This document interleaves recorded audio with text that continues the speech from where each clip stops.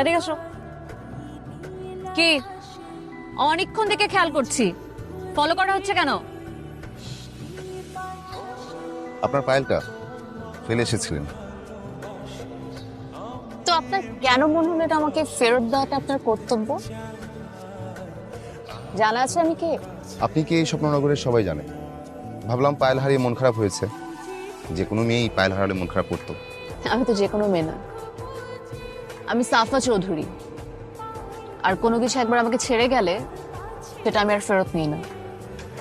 আপনাকে আমি চিনতে পেরেছি, আপনি উনি না যে বোর্ডে স্ট্যান্ড করেছেন, যার গল্প শুনতে শুনতে আমার রীতিমতো মাথা ব্যথা করে।